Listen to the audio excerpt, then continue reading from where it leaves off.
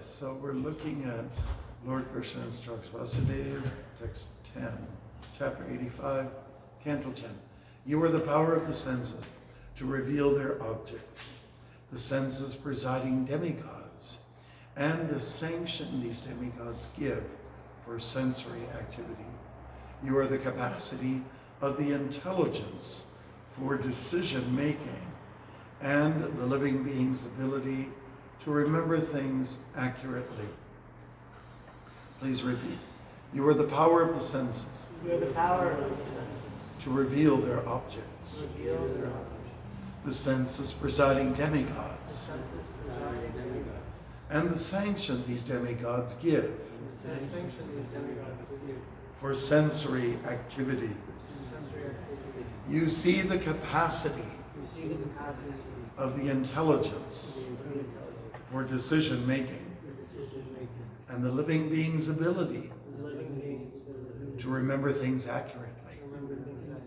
Purport by His Divine Grace A.C. Bhaktimarga Swami Prabhupada's followers, disciples, etc. Srila Vishwanath Chakravarti points out that whenever one of the material senses is involved with its object, the presiding demigod of that particular sense organ must give his sanction. Acharya Vishwanath Chakravarti explains the word anusmriti in this verse in its higher sense as one's recognition of himself as an eternal spirit soul. Jai. Namo Vishwadaya Krishnastaya Bhutale Srimate Bhaktivedanta Swami Namaste Saraswate Devi Gauravani Pracharini Nirvishesha Shinyavari Pastyatari Shatarini Hare Krishna. Okay, so we have Vasudeva, the father of Krishna, who's bringing out further analysis of Sankhya philosophy, which means to analyze, to take things apart. Just like when people have do their mechanics, and some guys are really good with, as mechanical engineers, they pull their part of the car open and just pull everything out and then kind of redo it, reset it. And this is exactly what's going on here. Vasudeva is making observation of all the things that make up the cosmos and what makes up the living entity as well, as each and every one of us is a kind of a unit like that stands on its own. Om Purnam Adap Purnamidam Purnat Purnam Udachyate. That means that we're all individual units, and we emanate from one major unit, which is Krishna himself. So, Om Purnam. Purnam means complete. Perfect and complete. Perfect, accurate, and so on. So the demigods have to be recognized because they play a role in the functioning of this whole system that we have. Krishna states in the Gita, Indriyani Paranyahur Indriyavya Paramanaha Manasastu Parabhutir Yogude Paratastu Saha. So Krishna's talking about the hierarchy of the self. He's talking about the body. He's talking about the individual parts of the body, the senses, the knowledge, acquiring senses, which are you can help me with that, the eyes, nose, mouth, ears, sense of touch. And what do we have? We have hands, we have legs. These are the working senses now. We have the anus, we have the genitals, and we also have a tongue. So in this way we have knowledge acquiring senses and working senses. Okay, and it is a demigod that looks after each and every one of these things. Even for when you have to do a number 2, there's a demigod that looks after on the bowel department, and the holy bowels, not Haribol. Haribals. And so this is what is recognized by Vasudeva to be the majesty of God, one who has control over all the mechanics, and for each mechanical part there's a demigod. The phrase is there, Mayaive Vihitan Hitan. Every demigod is empowered by the all-powerful Supreme Personality of Godhead. The demigods cannot act independently. They act under the mercy or the will. Actually, that word is given here somewhere, mercy. So, by the mercy of God, so many things are happening. So everything is very important to us, what we see, what we call Vishaya, the sense objects that we touch and we smell and we taste. We make contact. A lot of people put incredible value on sense objects. They believe that's the purpose of life. For the senses to make contact with the sense objects, I'm relieved, I'm so happy now. And I remember years ago, our godbrother Chiru was here, and he was during Rath Yatra time. Actually, it was he and his wife who started the whole Festival of India, along with Devi Deva, the Festival of India. Started right here in Guillermo, and with 3 chariots and exhibits and things like that. So I remember years ago, the pleasures, he was talking about the pleasure that persons have, especially in the sensual area of sex life. It's like 2 cars coming together and rubbing their bumpers together. There's not much really going on, but people place a lot of value on the objects of the senses, making contact with the senses. And we know how important it is to some degree. And when we take some nice prasadam that's prepared by our cook, Dwarkanath, then it is like an amazing experience, with all the miraculous things that he comes up with every day. It's at lunchtime, at least lunchtime. I don't take breakfast, but I think it's just he's got like a magic wand, and he's come up with something so beautiful. So the word Swarat refers to Krishna, who is independent. He's self-reliant. He doesn't need the demigods. He doesn't need those 33 million or so. Actually, some years ago, Indrajimna Swami came to visit us here in Toronto. And he said, how many people do you have here in Canada? I think it was his first time here. And he said, well, as many as there are demigods. And I guess all the people here are demigods too. So he was just joking, so not really, far from it. Anyways, what is a demigod? A demigod is somebody who's empowered. He's not God, but he's a demigod, a partial God. He's a semi or a demigod. And he cannot function without the will of the supreme powerhouse. That is Krishna. Krishna is known as the Deva Deva Jagatpati, the God of gods, King of kings, you could say. And it doesn't matter which demigod, even Brahma, who's the first one, sometimes when it comes to like Vedic culture, usually the first person who's there is given most preference. Like the oldest is given that greater honor. When it was Chitraketu was being picky and fussy about which was his favorite wife, it was the first one. Out of all that he had, all the spouses he had, all the queens, he just chose Krittajiti, the first one.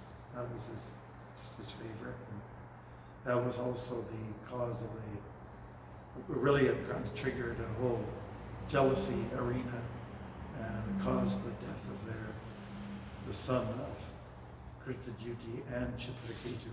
You can read about that story in the Bhagavatam, it's very beautiful. So now a few interesting points in regards to intelligence, which is mentioned here. First of all, let's quote from the Gita once again. Bhumir apanalovayu kanmano buddhir evacha. That's talking about the 8 elements. First of all, earth is mentioned. What's next? water, then fire, then air, and then ether, which we spoke about yesterday. And then there's elements that are more subtle still. And what are they? Kanmano, mana, the mind, buddhi, kanmano buddhi, ivacha. Kan refers to the ego. And so they're considered to be Vina Prakritir Ashta. Ashta means 8. 8 elements, and they're separated from Krishna, meaning that they're not spiritual. Of course, everything is connected to Krishna, but there's some things that are more firmly connected to him than others. And when we're talking about the material elements, you know, they're a little bit on the wayside. It's like a side dish, you can say. But when it comes to the intelligence has incredible power for decision making. All of you were sitting here, made a decision to come and spend some time here in this temple, and to spend it amongst each other and with Krishna, Radha Kircha Gopinath. And we also have the intelligence to decide how long to stay for, unless we just die here, we croak and die, and we slip and fall in the bathroom, whatever. But we make decisions, or somebody can leave. At least we have some power to make decisions, but there's a decision-making factor that's greater than ours. You know, it's a little bit like Hridayananda Maharaj once gave the example, because people ask about, well, what is the capacity of our real freedom in this world? And when it comes to decision-making, he was then speaking about, okay, you're in a plane, you know? And when you're in the plane, you're sitting there, but you're assigned seat, and you can decide to read the flight magazine. You can decide to take a snooze. You can decide to talk to the person next to you, or that side. And you can maybe get up and walk around just a little bit, go to the bathroom and so on. You can also decide to get sick if you want. And there's a bag there for you. All those things are there for you. And it might appear like you've got a lot of freedom as to what to do. And there is some, but it's in a limited capacity. It's very limited. So people in this world, where we live in a capitalistic world, we have a lot of different choices, or it seems so. And we think, I am, you know, life is so good because I have so many choices. I know for myself, I'm not a shopper, I hate shopping. And when you go in to some place where they have one product, but done by many different companies and many different places, it gets very confusing for me. You say, said, why don't you just put one product there that I'm looking for? Let's say it's a head shaver. I just want one. But don't get me confused. You know, I don't want to be involved in that kind of decision making. Then I might like shopping. It was easy like that. So we get teased. You know, I think I mentioned also, I was doing Sankirtan in southern Manitoba. This was in the fall or winter time. We came to one town where it's all actually young Mennonite people were there. And they had a big store there, and everything was in that general store. General store means everything general. And I thought it was kind of nice because you could buy everything there. And there weren't too many choices. You can get your coveralls, which is quite common for Mennonites to wear. Same kind of coats, same kind of hats. Did you see how it is? They all got the same hats, the same shirts, and they don't make distinctions. So in one sense, life is easier. What do you think about dhotis and kurtas? Like, you know, they're all pretty much the same. You know, they're all pretty much the same. Vasari is one strip of cloth. The dhoti is another strip of cloth. And it's kind of nice. You don't have to go to the big wardrobe effect. Now let me see what I'm going to wear today. Yesterday I wore this part of the wardrobe. Today I'll try this one. Why not try this one? Makes me cheery and so on like that. We don't have to worry about those kind of decisions. In Krishna consciousness, however, we do make decisions. And our most taxing decision might be, should I take that extra rasagula, or not? Like, it's a big decision in life. And it's really interesting. The senses oftentimes make up our mind, and our intelligence says, no, you've had enough. When the mind says yes, because it's triggered something with the senses saying, yeah, you'll have a good experience, just like we just had. Just have that one little extra rasagula. So these are really super big decisions in life. Prabhupada set up a system for us where we make decisions, and leaders do that. Like, we're all blessed with some responsibility. Each and every one of us in this room has been assigned to particular service. And within that service, we decide. Like, I know that Dakshin here, he makes a decision. Somebody raps on the door, and he'll say, I can't let you in. He's made a decision. But if they said, but I'm bringing sweets for their lordship, Shishirada Kirchagopinath, said, oh, okay, so he's made a decision. Not a problem, right? And then we've got somebody like Krishna Chandra, he'll make a decision. Now, how much pepper should I put in the drink this morning? Or how much ginger should I blend in there, along with the water and the lemon? And so on and so forth. And, we give so many examples of making decisions, of which make hundreds and hundreds and hundreds of decisions every day. So we're putting our intelligence to work. There's no doubt about it. And maybe it's a good idea to see what is intelligence. How does Prabhupada define intelligence?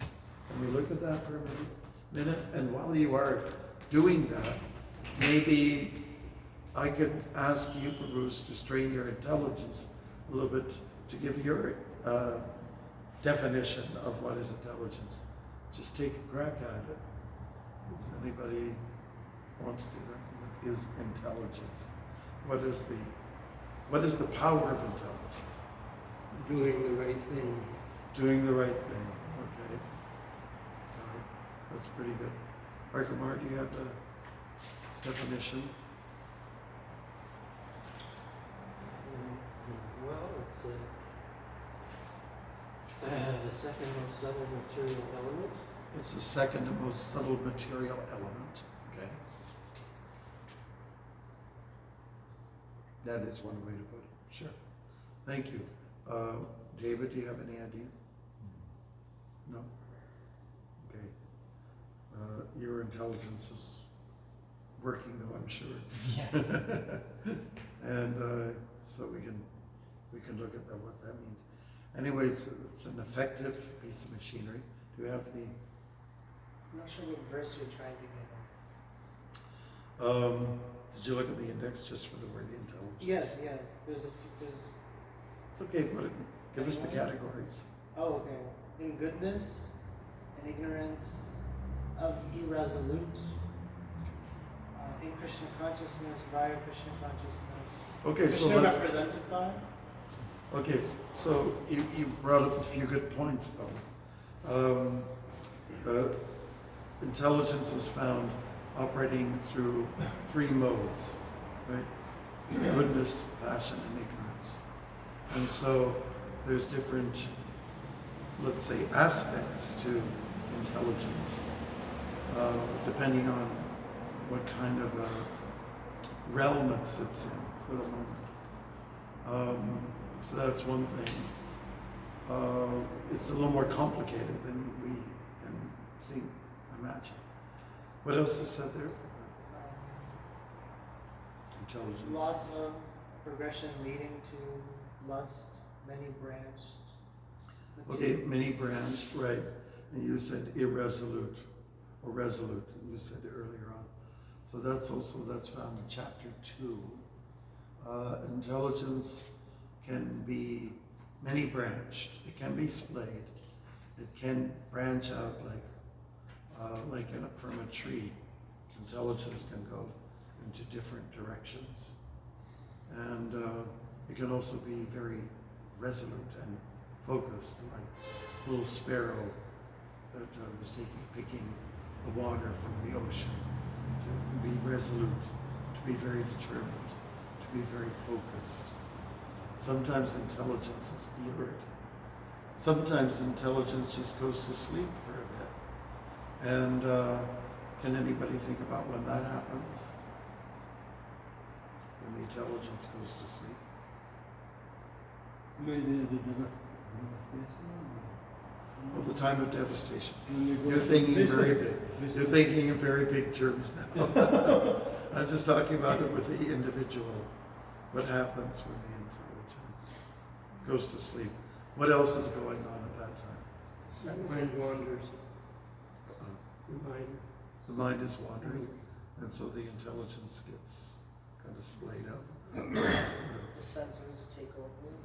Yeah, when the senses are highly activated, when they reach high summits, then the intelligence more or less goes to sleep, goes into kind of a coma condition, yeah.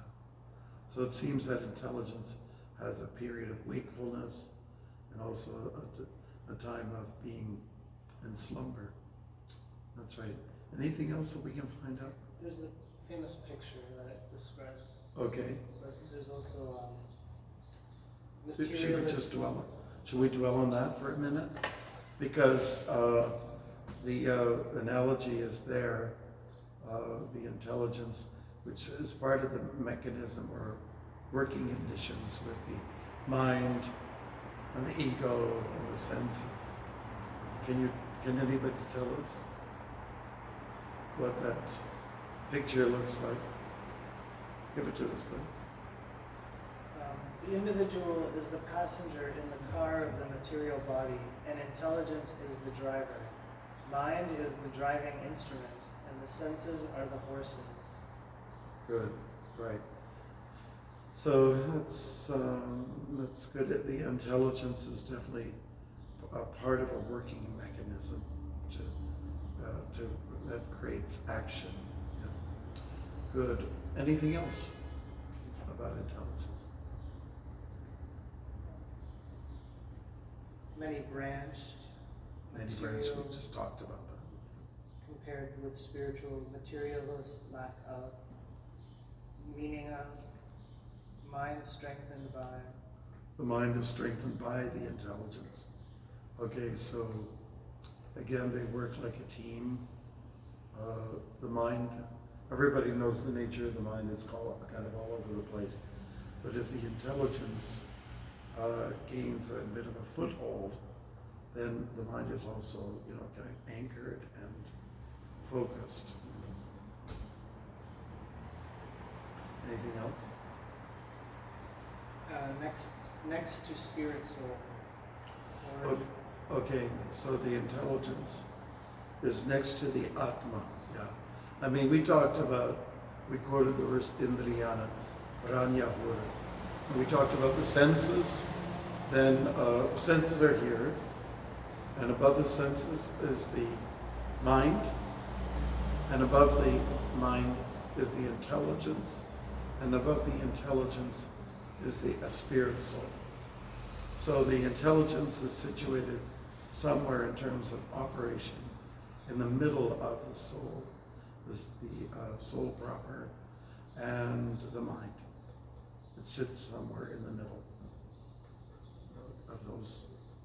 of that apparatus. Anything else?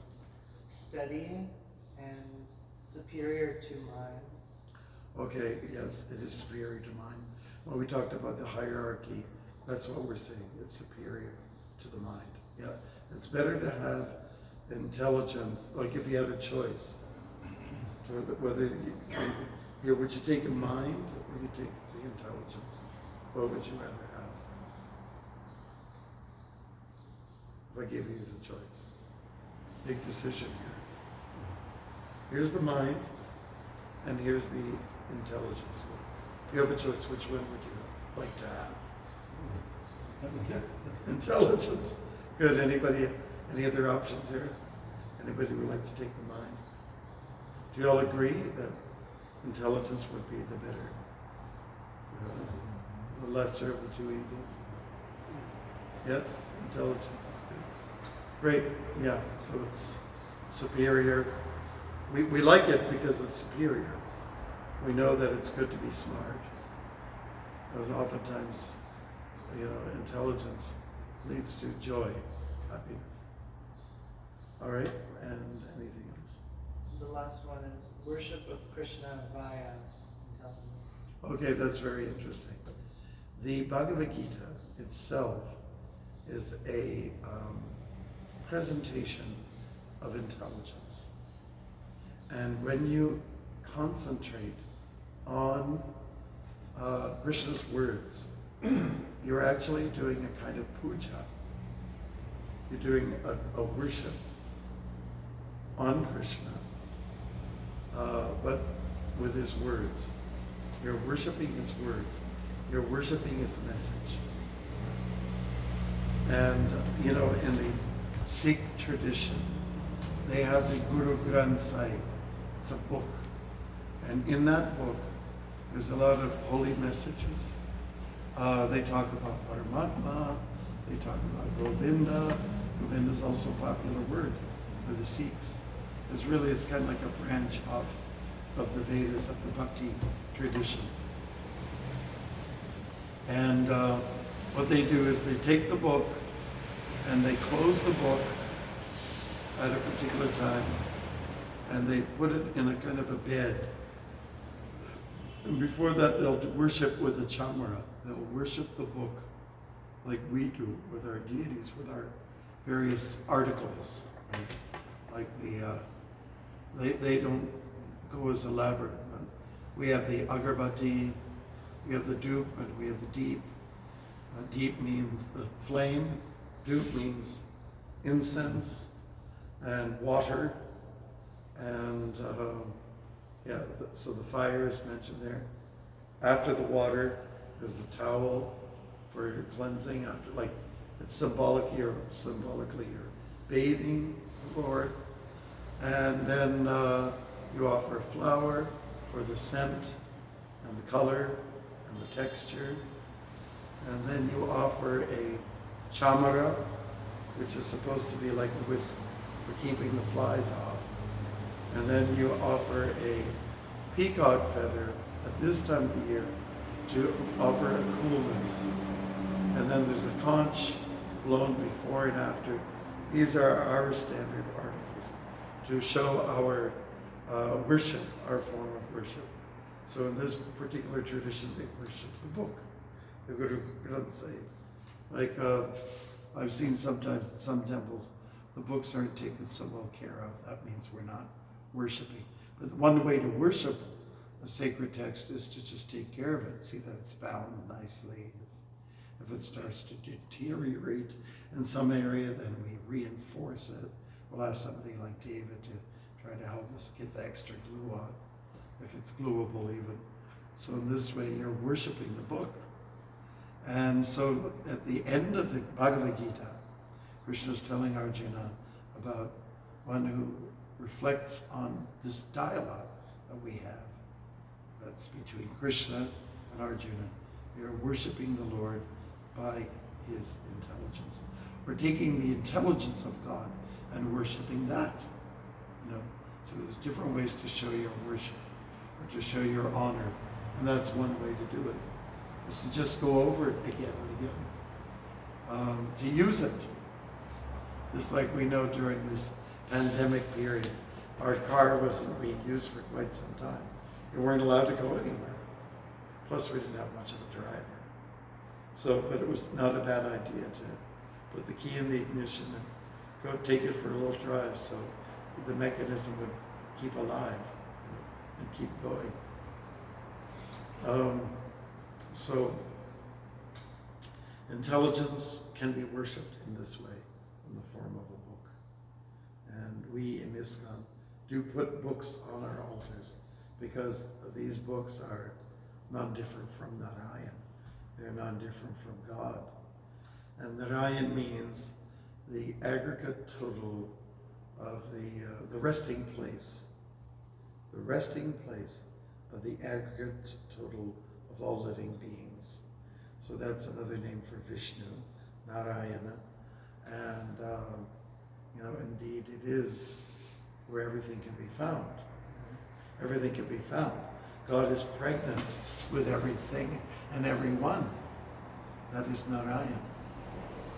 And he's worshipable, kind of in a universal scale. I just received on my phone, just yesterday, there's this one woman, a theologian of sorts. She's written a few things, she sends it out there. And the last most interesting thing, she said, in the Hindu texts, that is the only place where they discuss the universe. Like in no other religion you find that. So what we're talking about is the big picture is presented.